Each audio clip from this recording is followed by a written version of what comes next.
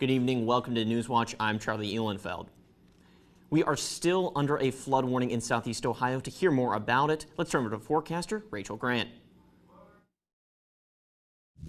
Thank you, Charlie. Good evening. We are under a flood warning until 1:30 a.m. heading into Thursday morning. It's impacting Athens County, Vinton County, Meigs, and Jackson County as well. The surrounding counties we are seeing are under a flood watch until 1 p.m. tomorrow afternoon. But this is from the rain that we are seeing coming from the southwest now. So we were just under a little break from it.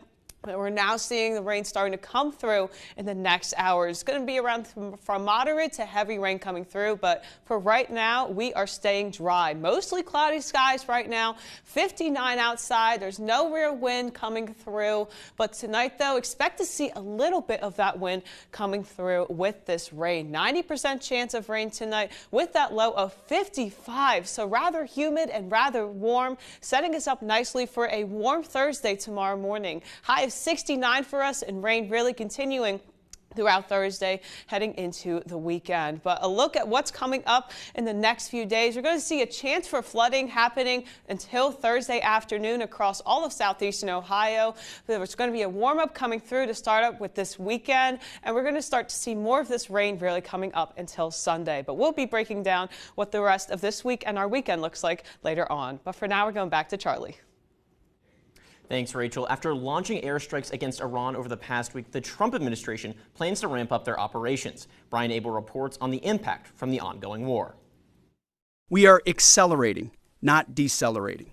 U.S. Defense Secretary Pete Hegseth cautioning Americans the operation against Iran is still in its early days. Iran's capabilities are evaporating by the hour, while American strength grows fiercer, smarter, and utterly dominant. More bombers and more fighters are arriving just today. Hegseth says the next phase of the military action is for U.S. and Israeli air forces to take complete control of Iranian skies. And the Department of Defense released new video Wednesday of a U.S. submarine sinking an Iranian warship in international waters. On the ground, we will now begin to expand inland, striking progressively deeper into Iranian territory and creating additional freedom of maneuver for U.S. forces. The Pentagon identifying 4 of the 6 American service members killed Sunday in an Iranian drone strike. More than 1,000 people have been killed in Iran since the war began, according to U.S.-based group, the Human Rights Activist News Agency. Meanwhile, American civilians in the region are scrambling to evacuate. The U.S. has closed embassies in 3 countries, reduced its regional diplomatic staffing, and warned Americans to leave. If an airport's been attacked or the airspace is closed, then we can have the planes lined up to go, but we can't get them to land because we don't have the permissions to land there. So that's the challenge, but rest assured, we are confident that we are going to be able to assist every American. In Washington, Brian Abel reporting. Officials urge Americans to contact the State Department if they are stuck overseas and need help. They advise citizens in 14 countries, including Israel, the UAE, Saudi Arabia, and Qatar, to depart now, as the U.S. locks down its embassies. President Trump has faced criticism from citizens abroad after claiming there was not enough time to provide an evacuation plan because the war unfolded too quickly. It all starts by knowing that where you are and how we can get a hold of you. It's a lot of different things here that need to happen in order to move people. The evacuations come as Iranian missiles have struck U.S. military bases and installations across the region. Americans still in the Middle East face challenges getting home as flights have been grounded. The State Department remains in contact with approximately 3,000 travelers. As the Iran-U.S. war spills out across the Middle East, the economic effects are hitting Americans at home. Karen Kafa has the details on how American households could feel the aftershocks from the conflict. One of the most obvious consumer effects of the Middle East conflict, gas prices jumping alongside oil prices, and energy prices touch a lot of other consumer goods and services, which is one reason economists say a prolonged war could further crunch household budgets. Economists say the impact of the Iran war on the U.S. economy will depend upon how long it lasts. If instead of 4 weeks, we're talking about 4 months or longer, very different discussion. So duration is key to economic impact. The conflict in the Middle East has sent crude oil prices soaring, a spike playing out at the gas pumps this week. Meghna Maharishi, airline reporter for Skift, says higher oil prices could eventually impact the cost of flying. It is hard to tell how much an increase in jet fuel prices might impact airfares just because airfares are mostly a product of supply and demand, but jet fuel is definitely like a factor. Covering higher transportation costs, whether by air or truck, impacts companies' bottom lines. The conflict is also prompting shipping vessels to avoid the Strait of Hormuz off Iran's southern coast. Michael Goldman, general manager for North America at Carew Containers, says taking the long way costs more. We're seeing the routes that ships having to take be much longer, much more costly, going around the Horn of Africa instead of going through the Strait of Hormuz and the Red Sea. And we're definitely seeing cost increases to the carriers to make those journeys. Uncertainty about whether companies will increase the price of their goods and boost inflation may encourage the Federal Reserve to keep interest rates steady, delaying relief to American consumers collectively carrying record household debt from higher mortgage, credit card, and auto loan balances. The Fed likes to take a wait-and-see approach to how certain factors will play out in the economy, and the central bank was already facing uncertainty after the Supreme Court struck down President Trump's emergency tariffs last month.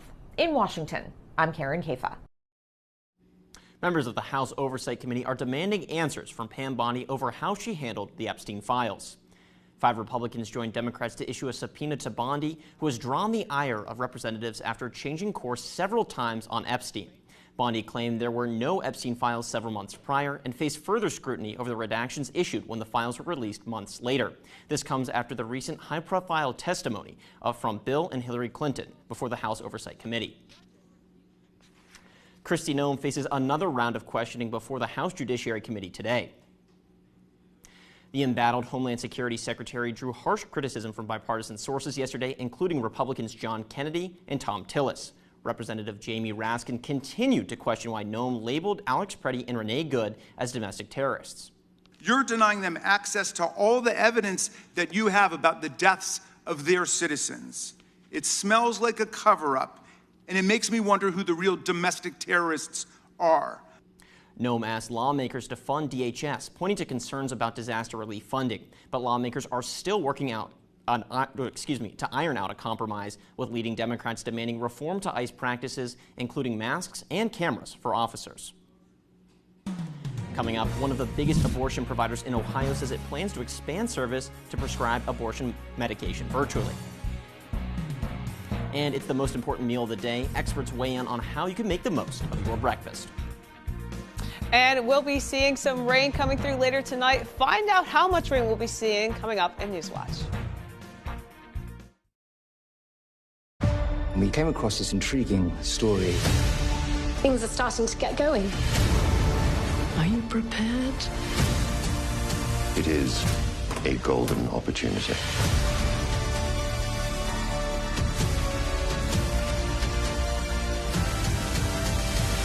It's not over.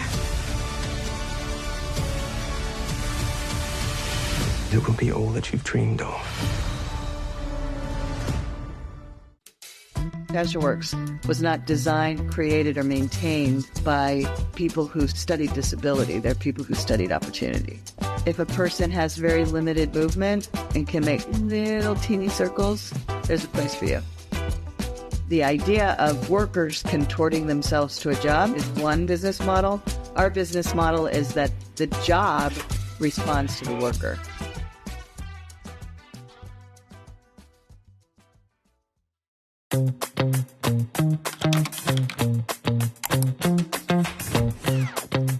PBS viewers believe that businesses that sponsor PBS on WOUB Public Television have a commitment to quality and excellence.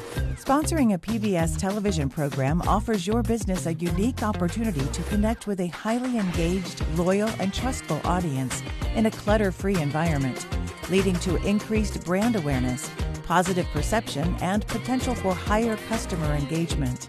Your sponsorship is important to the community, and the rewards come back to you in the form of loyal customers. Align your organization with America's most trusted news and public affairs network.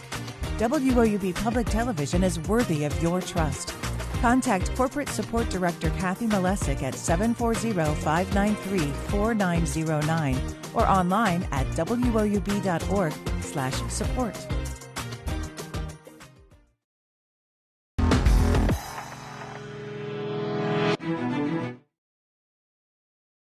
To Ohio's bail system for repeat violent offenders. The Hawley Act would require defendants who didn't respond to 2 or more summons over 5 years to post a 25% bond to be released.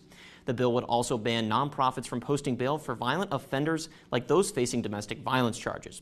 Supporters say the bill will increase public safety. There are no Ohio or nationwide statistics about how many defendants were charged with violent crimes after being released on bond. Ohio's U.S. Senator Bernie Moreno said he plans to introduce the Hawley Act at the federal level. Local school districts are sounding the alarm over a state house decision regarding property taxes. Despite being billed as a reduction to Ohio's high property taxes, the 20 mil floor introduced causes property taxes to spike when property values increase in a district. In districts below the 20 mil floor, like Athens, the revenue will be impacted while their property taxes increase. Federal Hawking Schools will see its budget deficit doubled, while the Athens County School District as a whole will see its deficit increase by $600,000. Changes are on the way for Hawking College. Alongside 5 other community colleges, Hawking College will be shortening its semesters from 16 weeks to 8. Jason Lafferty, an employee for Northwest State Community College, one of the colleges making the change, said time commitment could be one of the biggest hurdles for students. Lafferty and others hope these mini-mesters will allow them to favor results instead of traditional scheduling. Planned Parenthood of Greater Ohio is expanding its care to include telehealth services to provide medication abortions.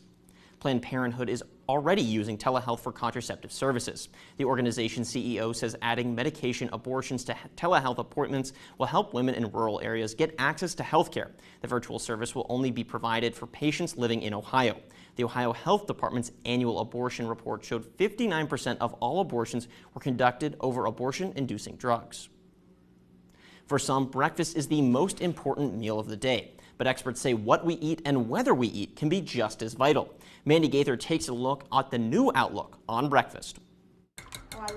For their first meal of the day, do you go for eggs, French toast, cereal? How about fruit? Or is your morning breakfast bowl left empty? It comes down to personal preference and what works best for your body. Registered dietitian Julia Zumpano with Cleveland Clinic says there can be breakfast benefits. For some, that can include cognitive function enhancement, diabetes risk reduction, better blood sugar management, and appetite control, leading to the consumption of fewer calories. But those who skip breakfast may find they, too, have a clearer mind, more alertness, and better digestion. So she says the best thing to do is listen to your body. Those people who chronically skip breakfast or just don't feel hungry in the morning have likely been that way their whole lives. Those who wake up hungry and ready to eat, again, physiologically, that's what their body is telling them. No matter which group to which you belong, Zumpano says your first food of the day should be made up mostly of protein and fiber. She says meals with high fat or high sugar can lead to a pretty significant crash 30 to 90 minutes after that meal. Some healthy first meal ideas include Greek yogurt with berries, nuts, and ground flaxseed, or chia seeds, cottage cheese with tomato and a slice of whole grain toast, avocado toast with an egg, or overnight oats. Protein and fiber is key. And really, that should be the foundation of all your meals and snacks. For Health Minute, I'm Mandy Gaither. Well, we're heading up on daylight savings time, which means we've got even less time to eat breakfast or get ready for breakfast. So, I mean, is that coming this weekend, right? Yes, it's coming Sunday, and it's actually supposed to be sunny, so we're going to see a little bit of sunshine, even though we're losing our temperatures. But I mean, I could do with a little less rain, Yeah, I could do with a little less humidity. I mean, it is feeling very hot. It was very hot this morning, even just going on our morning commutes. But we're going to hopefully see a little bit of a decline in humidity soon, but it will be in the 70s as we're heading this weekend. But if we're taking a look at our radar right now, we're going to see a little bit of rain starting to head in our way, and that's really going to be the lead up to what we're seeing for Thursday. Mostly showers going to be coming through on Thursday, but for today, though, we're going to see that high of 62 for us and 90% chance of showers. It was very, very humid today as we were sticking around Humidity levels being in the 50s, and even right now we're in the high of 59 for us in Athens right now. But taking a look around us here, we're going to see 54 in Zanesville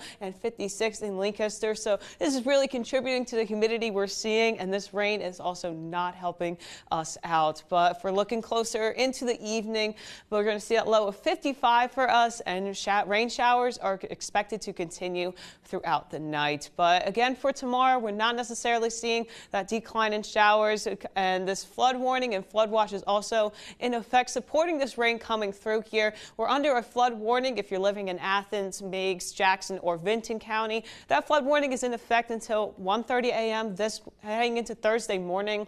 The surrounding counties, though, we are seeing a little bit of those flood watches in effect. These are the darker shaded blues that we are seeing on our map. They're in a flood watch until 1 p.m. tomorrow afternoon. But heading into tomorrow, though, we're going to start to see some more rain heading our way, supporting this flood watch and flood warning we are under right now. He's seeing a high of 69 for us on Thursday. This is going to be the start of that warm up, and a warm weekend is ahead for us in sight. But we're going to break down this rain a little bit heading into the next few days. So we're going to start by around midnight tonight and heading into Thursday midnight. So I'm going to see a little bit of showers coming through starting in the next few hours here, but by around midnight, though, that's where we're going to start to see a little more rain coming through, and then we're going to start to see a little less rain heading into Thursday night, though. So here's that little break in the rain that we are seeing heading toward this weekend, but that's a lot of rain we are seeing coming our way. Most of this rain is going to come through between Thursday morning and Thursday afternoon. Same timing as the watches and warnings expiring, but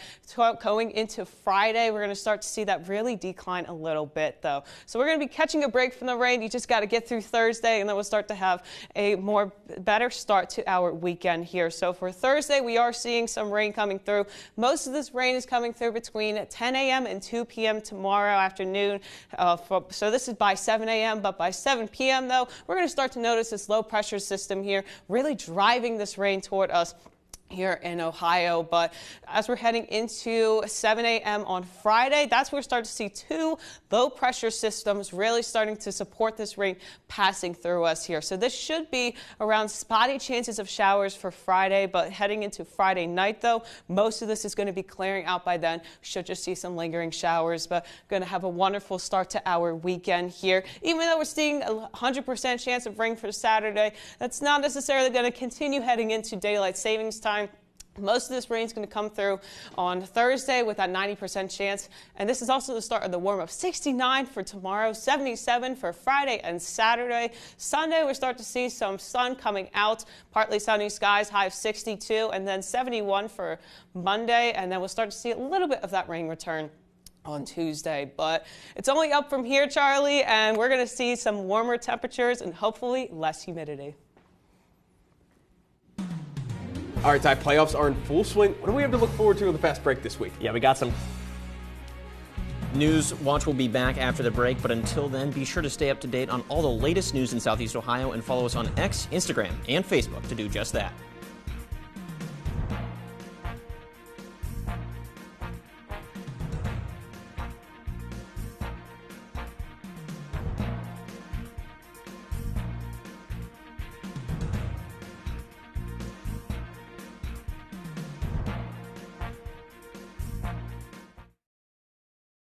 A female gorilla and her newborn.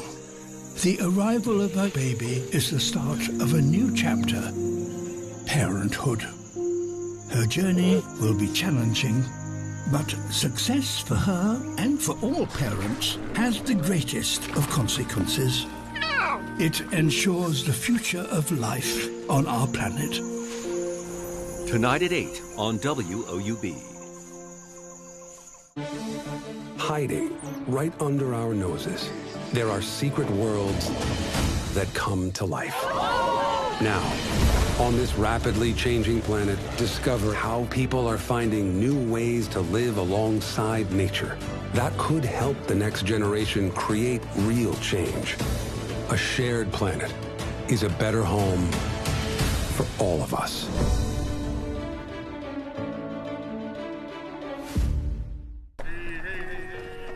America. A wide open landscape where artisans use their creativity to push boundaries. I love building things, putting things together. It just, really warms my soul up. Holy smokes, man. Let's go. The biggest secret to making anything is love. Thursday at 8 on WOUB. Regardless of your stage of life, whether you're starting your first job, getting the keys to a new home, or enjoying retirement, it's never too early or too late to create an estate plan to care for loved ones and support the causes that are meaningful to you. WOUB Public Media is pleased to have partnered with Giving Dogs, a free resource for building an estate plan that fits your needs and protects the people and causes you care about. Visit WOUB.org and click the support tab to get started today.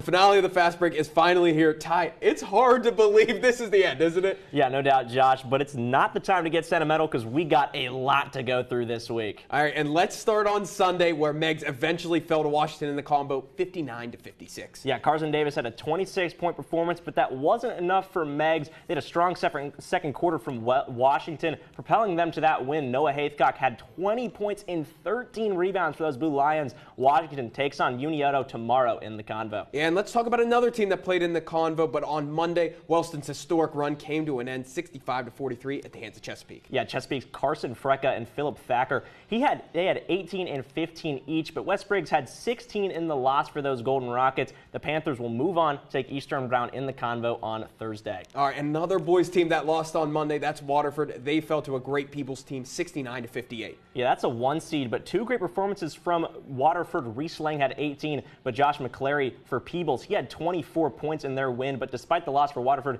they end the season very strong and competed all game long. Now the Indians, they'll move on to take on Beaver Eastern in the Convo next round. All right, now let's see a winner who won on Monday. The Southern boys, they took down White Oak 63-34. Yeah, pretty big season for them. Andre Chandler, he's been a hooper, almost outscoring them in the first half alone with 16. Southern shot 11 for 19. That's from deep, while the Wildcats shot 0 for 11. Now the Tornadoes, they move on to the district final where they'll take on Notre Dame Sunday in the Convo. All right, Ty, those are the contests so far this week, but we've got a couple games tonight and tomorrow that we, of course, can't forget about. Yeah, and let's start with Fedhawk, who's looking to make it further than they did last season. Yeah, they are. They're in the regional semis. They got a matchup ahead with Shenandoah. Yeah, the Lancers, they return a ton of their core from last season. Think Brenly Cottrell and Takira Walker. They lead a stellar backcourt duo. Now, the Zeps are a very, very good team. Keep that in mind. They're 23-2, coming off a big win over Fort Fry. Yeah, and let's see another TVC Hawking girls squad. It's Waterford. They're going to take on Harvest Prep. Yeah, Harvest Prep, maybe something of a buzzsaw. They've had a great run for the Wildcats, sharing the Hawking, and now making it this far again. Brinley Potmeyer is averaging 16 points in the playoffs, and she's had a game with 9 steals. Now, Harvest Prep is an incredibly tough matchup,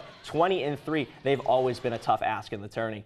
And someone who hasn't made the tourney a lot lately but has been stellar this year, that's Eastern. They're going to take on Green. Yeah, Fackler, Simpson, and Lloyd have all been great for the Eagles this season. And what a season it has been, and a win in this game would really begin to cap it off for them. Now, Green, that's a tough out. Abby Knapp is one of the best players in Ohio, think 25 points per game. And Lady Strickland, she's a transfer in from Notre Dame. She's been a rebounding machine. All right, final game on the slate this week, Ty. Southern and Notre Dame, they're going to battle in the combo. Yeah, now Jeff Godwell, he's done a tremendous job with this team, especially guys like Chandler and Brinegar. They shot over 50% from 3 last game. Now, they need to be good again from there, but they do got to deal with Bryce McGraw. He leads a potent Titans offense. Think he went 5 for 5 from 3 against Trimble. They're going to have their hands full. We'll have all those games on the show Sunday, and Ty, I think we got a few more surprises up our sleeves as well. Let's give out some hardware, Josh, including Boys and Girls Player of the Year, Rising Stars, and Coach of the Year. Those will all be named on the season finale of Hardwood Heroes. Yeah, and it's the same time every week, 11 p.m. on WOUB and the WOUB YouTube channel.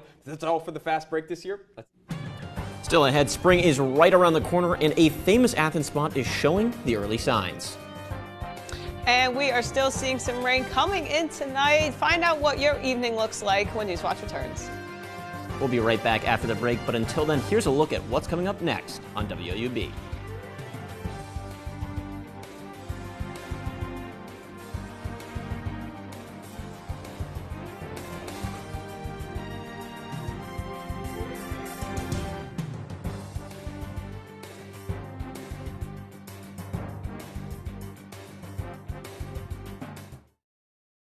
I'm Miranda Esmond-White. In this program, I reveal the 6 simple steps to starting your journey on the fast track to aging backwards.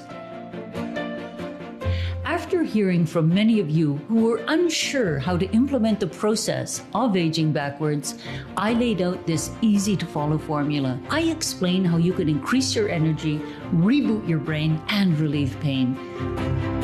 Monday at 9:30 on WOUB. You tell stories. To evolve. To explore. All Creatures Great and Small on Masterpiece offers audiences a charming escape to the beautiful Yorkshire Dales. Join us as we go behind the scenes with the cast and creators to celebrate the series and this wonderful part of the world. Hello, I'm Nicholas Ralph. I play James Herriot in All Creatures Great and Small. Join us for All Creatures Great and Small, Seasons of the Dales. Sunday at 8 on WOUB.